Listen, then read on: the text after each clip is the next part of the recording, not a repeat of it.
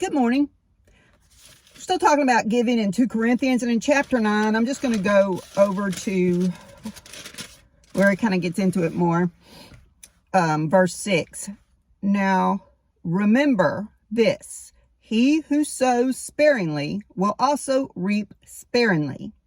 And he who sows generously, that blessings may come to others, will also reap generously and be blessed.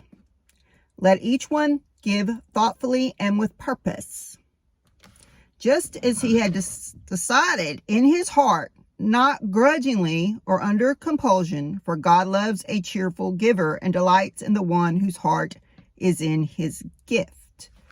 And I was like, cheerful. Cheerful is a word that annoys me, because people that are always chipper, especially when you don't feel so chipper, seem to just like, I don't know, grate my nerves. That's just the natural human in me. So I asked Siri, define cheerful. Cheerful means optimistic, doing with pleasure. I always think, okay, cheer. You hear the word cheer, cheerleader. What are cheers? And then I picture, okay, so you're just hollering and pumped up and you're just giving. I guess that's what that means. My natural demeanor is not cheerful. Anybody will tell you that. I just have a personality that, and maybe it's because of how life has dealt me a lot of things and decisions made in those moments. I don't know, and I've had people tell me, like one time I went, this is some years ago, there was a group chat for a Bible study I was in, and one morning I woke up and I was trying to figure out why over $100 got withdrawn from my account, because I was, struggling at the time.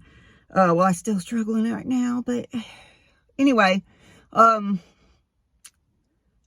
it was for a Microsoft Office subscription that comes out once a year, and I had it for college. Well, I think it was already done with college at this point, but it was still there.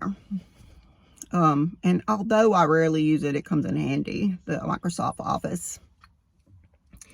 So I just was so frustrated. I was on my way to work, and I was just like, was so tired, because I had to get up at 4:30 in the morning for work and make a drive and all this. So I was like, just texted what I was upset about, and please pray for me, because I wasn't expecting that money to come out. And to some people, $100 is nothing, but to me, it's a lot. So it still is. But, some people, okay, they were prayed for me. And then I got a response from someone, basically telling me in a kind way that this wouldn't have happened to me if I gave 10% of my income. I'm sure they had well meaning. And the person at the time did not even work for a paycheck that told me this. And I was like, I knew they meant well, but that wasn't the thing to say. And at that time, I was giving 10% of my paycheck. So one had nothing to do with the other. So you've got to be careful with this. You can't come off as condescending to someone having money problems. Sometimes things happen. Sometimes you get sick and you have all these prescriptions to pay for that your insurance don't cover, or you have a flat tire, you have to buy a set of new tires. Just things that when you have and a lot of people in this country live paycheck to paycheck, the majority. But those that don't tend to look at this as like other people that aren't giving, or, oh, well, you're poor because you don't do this, or I'm better than you because you do this. Oh, just stop. The whole thing says cheerful. If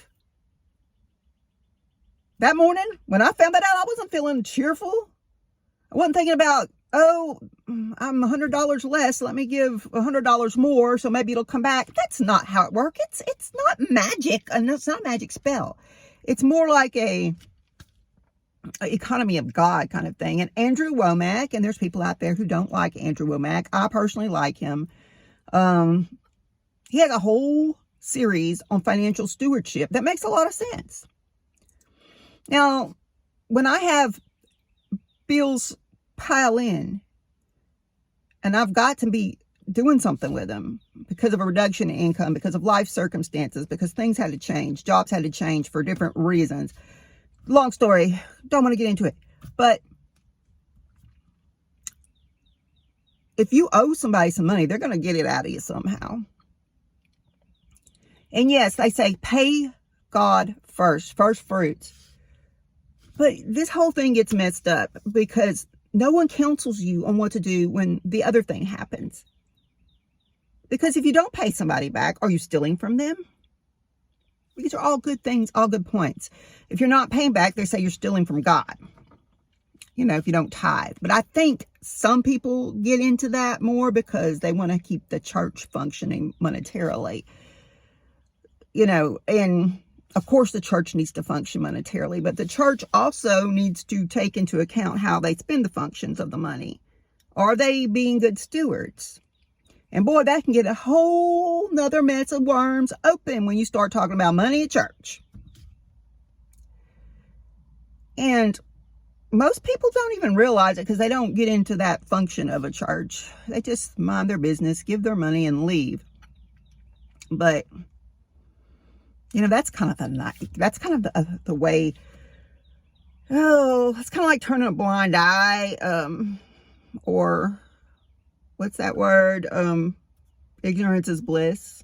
But if you give money to your church, or you don't, or you can't, or you give when you can, or you give your time, then you need to be knowing what's going on with it.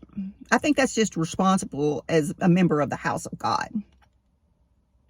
And a lot of people don't like that aspect because it causes strife, or because they just want to get about to the business of doing the other part, giving of their time. And that's very important.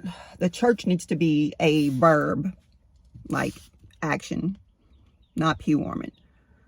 But I'm going on a ramble when I do all that and off topic. And my thing was, what is a cheerful giver?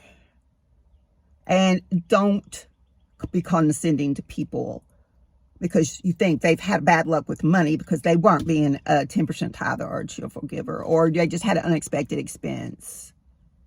That's the worst thing you could do, because that turns people off to church and to giving altogether. All right, I got to get going. Bye.